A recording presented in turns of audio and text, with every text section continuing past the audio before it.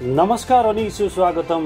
हाम्रो मोफसल अनलाइन टिभीको विशेष प्रस्तुति कार्यक्रम बहसमा म भरत प्रसाई इमान्दार, देशभक्त र मेहनतीलाई सम्मान गर्दै व्यथिति, अन्याय, अत्याचार विरुद्धको निगरानीका साथ समय सान्दर्भिक अर्थपूर्ण बहसको साथ आज उपस्थित भइसकेको छु।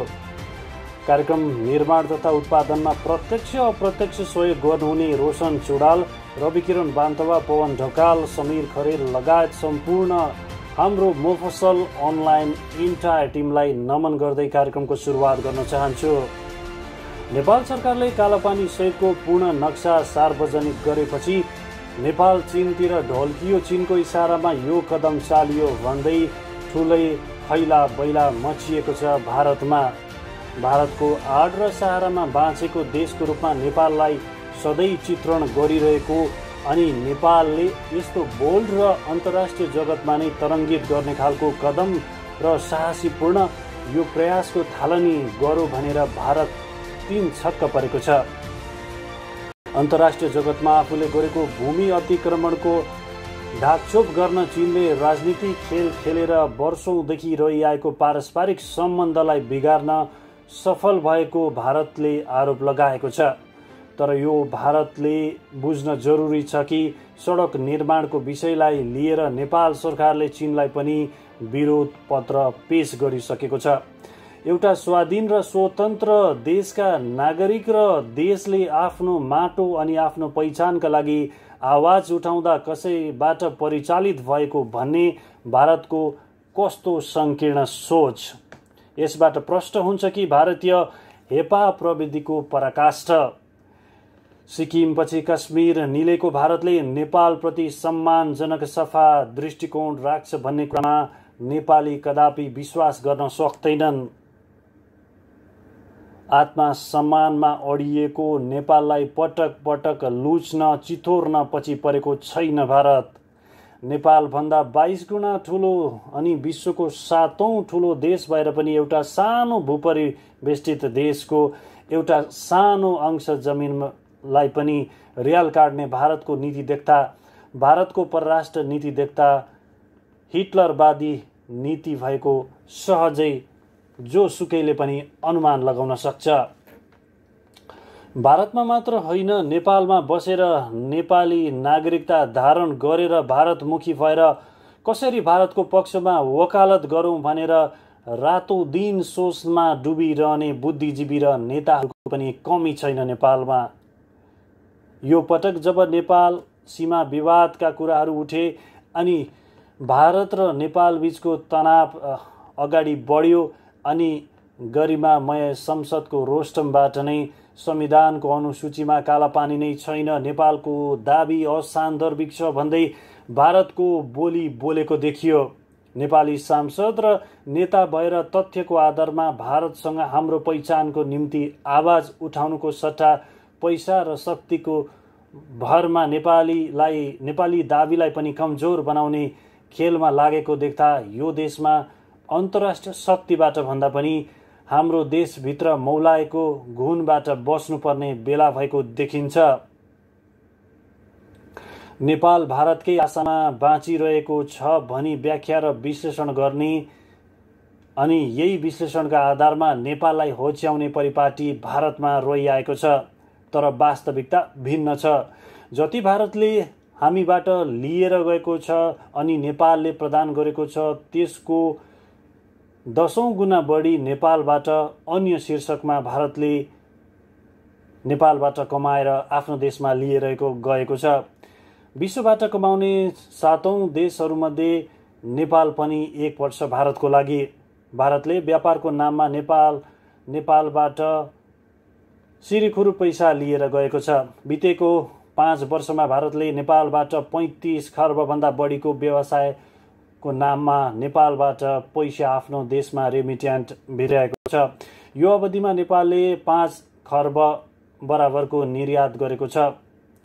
हाम्रा नेपाली दाजुभाइहरूले भारतको सीमा रक्षा गर्न अत्यन्तै संवेदनशील क्षेत्रमा उनीहरूलाई पठाइएको छ अनि धन जनको क्षति हुने स्थानमा नेपाली सेनालाई अनि नेपाली गोर्खालीलाई पठाइएको छ। छिमेकी मुलुक पाकिस्तानदेखि चीनसँगको लडाईँमा अगाडि पठाएर नेपाली जनताले आफ्नो खुन र पसिना बगाएर भारतका सीमाहरूको रक्षा गरेका छन्। तर आज जसको प्रतिफल भारतले नेपालको भूमि मिचेर नेपालमाथि गिद्धे दृष्टि लगाएर त्यसको गुण चुकाएको छ। आज भारतमा रहेको 40,000 नेपाली गोर्खालीहरू जसको कारणले गर्दा भारतीय सेना बलमा कार्यरत रहेर अत्यन्तै जोखिमपूर्ण क्षेत्रहरूमा परिचालित भएर भारतको सीमा जोगाउने काममा गोर्खालीहरू लागेका छन्। गोर्खालीको इतिहास एकपटक पल्टाएर हेर्न हामी सम्पूर्ण भारतीयहरूलाई आह्वान पनि गर्न चाहन्छौँ। हामीलाई मिसाइल चाहिँदैन, तोप चाहिँदैन, हामी केवल खुकुरीको भरमा विजय हासिल गर्ने वीर गोर्खालीका सन्तान हौ। यो कुरा भारत र भारतीयलाई चेतना भएकै राम्रो हुनेछ।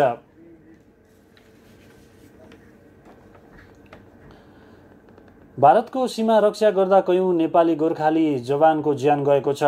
नेपालको खुनको बदलामा भारतले नेपाललाई के दिन्छ र? त्यसको बदलामा भारतले नेपाली भूमि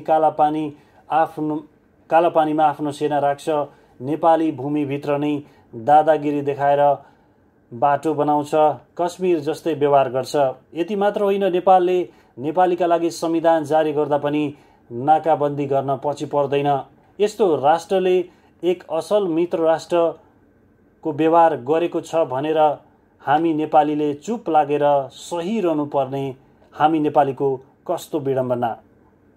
यो दुर्भाग्य निम्त्याउनुमा कतै हाम्रा नेताहरू जसलाई हामी ठुला र महान नेता ठान्छौँ, यिनीहरूको पनि धेरै थोरै भूमिका त पक्कै छ। अर्को कुरा, भारतीय सञ्चार माध्यमहरूले प्रमाणका आधारमा कालापानी नेपालको हो भनेर दाबी गरिरहेको नेपालको प्रसङ्गलाई कहिल्यै आफ्नो स्थान दिएनन्। त्यो विषयमा प्रवेश गर्न नै चाहेनन्, बरु प्रदूषित फैलाउने अनि भ्रम फैलाउने खालका समाचारहरू सम्प्रेषण गर्नमा नै व्यस्त भए। हुँदै नभएको विषयवस्तुमा समेत तुफान सृजना गरेर आफै विषयवस्तुको छनौट गर्ने, आफै अनुसन्धान गर्ने र आफै निर्णय गर्ने प्रवृत्ति देखियो भारतीय सञ्चार माध्यमहरूमा। युद्ध नै हुन सक्ने जस्तो छनक देखाएर सेना अनि शक्ति परिचालन अनि तुलनाका कुराहरू गरिए अनि समाचारहरू निर्माण र प्रसारण गरिए। भारतले उभन्दा 22 गुणा सानो नेपालमाथि के ज्यादती गरिरहेको छ, भारतीय सञ्चार माध्यमहरूमा कहिल्यै स्थान पाउन सकेनन्।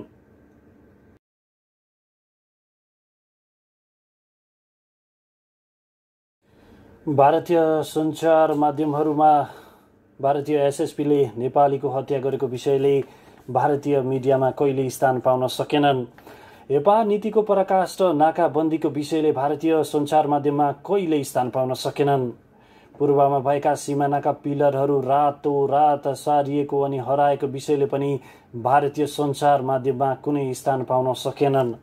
नेपालको राजनीतिमा प्रत्यक्ष प्रभाव पार्ने, आफूले बोलेर हुन्छ या शक्तिको प्रयोग गरेर हुन्छ उथल पुथल बनाउने र एउटा सन्तुलित व्यवस्थालाई अस्तव्यस्त बनाएर राज्य सत्ता आफ्नो उपनिवेश जस्तो बनाएर नेपाललाई नियन्त्रणमा लिने भारतीय विस्तारवादी नीति र परम्परागत नीतिले गर्दा हामी नेपालीहरू सदैव एकाधिकार र एकाधिकारमा नियन्त्रित व्यवसायमा केन्द्रित हुनु परेको छ। भारतीय मिडियाले जहिले पनि राष्ट्रियताको विषयमा कुरा गर्छ भनेर भनिरहँदाखेरि पनि हामी यो भन्न चाहन्छौँ भने पत्रकारिता भनेको, जर्नलिजमको नर्म्समा बसेर कपोकल्पित समाचारलाई नसमाइकन एउटा सम्भावनाको आधारमा समाचार निर्माण नगरी यथार्थ तथ्यपरक विषयवस्तुलाई छनौट गरी ब्यालेन्समा रहेर समाचार सुसूचित गर्नुपर्छ जस्तो लाग्छ। हुन त म पत्रकारिता र जर्नलिजम लिएको विद्यार्थी भएको नाताले मैले जानेको परिभाषा दिएँ। भारतीय सञ्चार मिडियाका अनुसार यसको अर्थ फरकै छ भने मलाई थाहा छैन। आज एक नेपाली चेली जसले बलिउडमा गएर बलिउडको रेमिट्यान्स भित्र्याउन र भारतीय सिने जगतमा एउटा अहम भूमिका निर्वाह गरेकी ती चेलीले आफ्नो देशको पक्षमा बोल्दाखेरि उनलाई भए नभएको तथा नाम गाली गरियो, आरोप लगाइयो अनि अति तल्लो स्तरसम्म गिरेर उनीमाथि दुर्व्यवहार गरियो। वास्तवमा पत्रकारिताको नम्सभन्दा बाहिर गएर एक पक्षलाई समर्थन गर्दै अर्को पक्षको विरोध गर्नुभन्दा सत्य समाचार अनि विषयको ओजिलो पक्षलाई पनि मध्यनजर गर्दै समाचार सम्प्रेषण गर्नुपर्ने हुन्छ। तर नेपाली चेली मनिषा कोइराला जसले भारतमा ठुलो योगदान दिनुभएको छ, उहाँले आफ्नो देशमा र आफ्नो देशले जारी गरेको नक्साको विषयमा केही कुरा ट्विट गर्दा मात्रै भारत तरङ्गित हुनुपर्ने अवस्था हामी नेपालीहरू देख्दैनौँ। हाम्रो सीमा मिचिएको छ, हाम्रो स्वाभिमान माथि धावा बोलिएको छ। किल्ला काङ्गडासम्मको हाम्रो त्यो नेपालको भूगोल अनि सदैव एउटा सानो भूपरिवेष्टित राष्ट्र हो र यसले केही गर्न सक्दैन, न यसले बोल्ने अधिकार छ, न यसले स्वतन्त्र रूपले सास फेर्ने अधिकार छ भनेर सदैव दमनकारी नीति अपनाउने भारतीय राज्य सत्ता विरुद्ध हामीले लड्नु छ भने पहिला हामी आफै मजबुत हुनुपर्छ। हामी भित्रको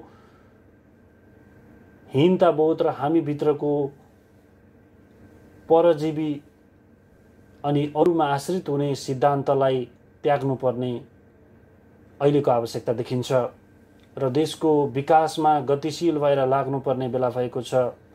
देश अत्यन्तै आक्रान्त अवस्थामा छ।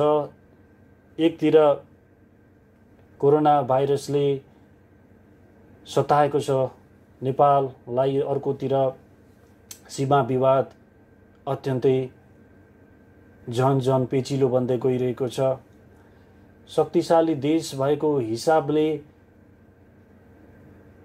सिंहको व्यवहार गर्न खोज्ने अर्थात् शक्ति प्रदर्शन गरेर भए पनि जमिन नछोड्ने नीति भारतले अपनाएको देखिन्छ। यो परिप्रेक्ष्यमा नेपालले कूटनीतिक र वैचारिक छलफल माध्यमबाट र यदि त्यो बाटो पनि सम्भव भएन भने अन्तर्राष्ट्रियकरण गरेर भए पनि आफ्नो माटो, आफ्नो पहिचान र आफ्नो भूमिलाई फिर्ता ल्याउनु नै पर्छ। यो संवेदनशील परिस्थितिमा हामीले सोसल मिडिया फेसबुकमा आफ्ना स्ट्याटस हालेर ट्विट गरेर कमेन्ट गरेर मात्र अनि झन्डा अनि म्यापहरू अपलोड गरेर मात्र राष्ट्रियता झल्किँदैन।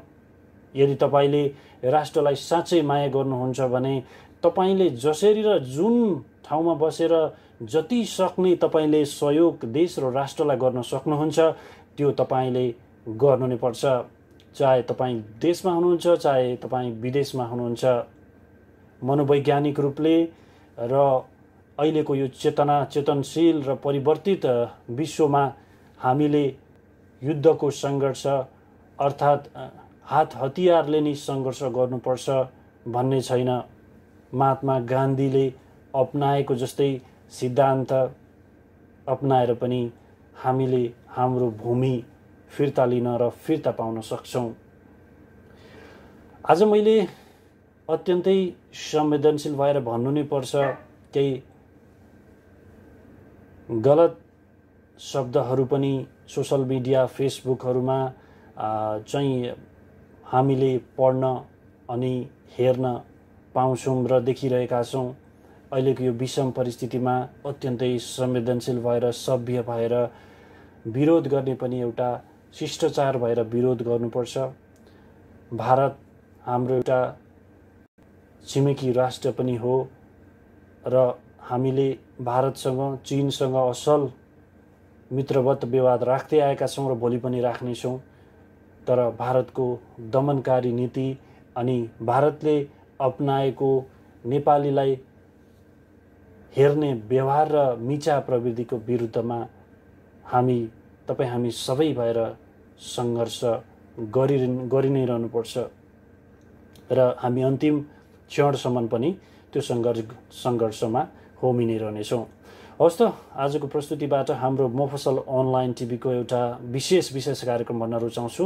कार्यक्रम कस्तो लाग्यो सुनेर मलाई साथ दिनुभएकोमा सम्पूर्ण तपाईलाई हृदयको स्पन्दनबाट हार्दिक धन्यवाद भन्न चाहन्छु र सम्पूर्ण इन्टायर टिम, हाम्रो मफसल अनलाइन टिभीको इन्टायर टिम, देश विदेशमा रहनुभएका सम्पूर्ण इन्टायर टिमलाई सम्झँदै म तपाईको आफ्नै भाइ छोरा नाति भरत भावुकपुर चाहिँ पनि यो प्रस्तुतिबाट बिदा माग्छु। जहाँ हुनुहुन्छ, जस्तो अवस्थामा हुनुहुन्छ, सुरक्षित रहनुहोला। स्वास्थ्य संवेदनशीलतालाई पनि मध्यनजर राख्दै राष्ट्रियताको यो अहिलेको विषम स्थितिमा एकजुट भएर राष्ट्र पहिचान दिनुहोला भन्ने आग्रह गर्दै आज्ञा चाहन्छु। नमस्कार।